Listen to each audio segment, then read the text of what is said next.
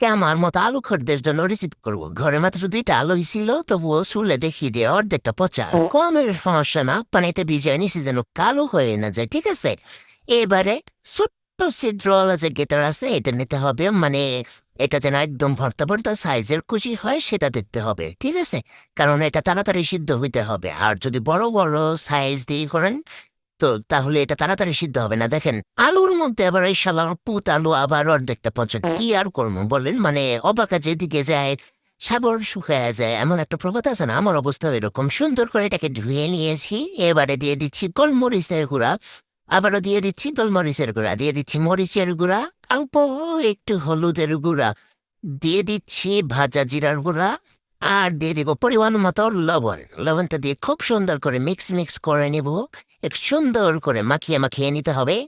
সুন্দর করে মাখানোটা হয়ে গেলে এটা সুন্দর মতো ঢাকনা চাপা দিয়ে 2 মিনিট রেখে দিব, ঠিক আছে? সুন্দর করে 2 মিনিট ঢাকনা চাপা দিয়ে রাখার পরে এটাকে খুলে নিয়েছি। এবারে চিপে চিপে চিপে চিপে পানি ফেলে দিতে হবে। লবণ দিয়ে মাখানোর কারণে পানিটা বের হয়ে যাবে। চিপে চিপে পানিটা ফেলে দিতে হবে। শালার পানিটা ফেলে দিয়েছি। এইবারে সুন্দর করে নিয়ে নিচ্ছি অল্প একটু পরিমাণে ময়দা আর অল্প পরিমাণে বেসন, আবার সুন্দর করে মেখে নিচ্ছি। সুন্দর করে এটাকে মেখে নিচ্ছি। শালার বুবু, এখনো মাখা শেষ হয় না, মানে এটা হাতে লেগে লেগে আসছে। যদি এরকম লেগে লেগে আসে আবারও একটু পরিমাণে বেসন দিয়ে সুন্দর করে মেখে নেবেন। এবারে এই কড়াইতে একটা সরি চুলাতে একটা কড়াই বসিয়ে দিয়েছি, দিয়ে দিচ্ছি ভাজা তেল, কারণ আগের দিনের তেল তো আর নষ্ট করা যাবে না, তাই না? তেলটাকে পর্যাপ্ত পরিমাণে গরম করে নিয়ে এখানে দিয়ে দিচ্ছি সেই আলু বল বল করে, সুন্দর মতো বল বল করে দিয়েছি। এক পাশটা একটু ভাজা হয়ে গেলে আমি অপর পাশটা উল্টে পাল্টে দিব, ঠিক আছে? সুন্দর করে উল্টে পাল্টে একদম গোল্ডেন ব্রাউন করে ভেজে নেবো। আচ্ছা, এটা গোল্ডেন ব্রাউন কেন বলে?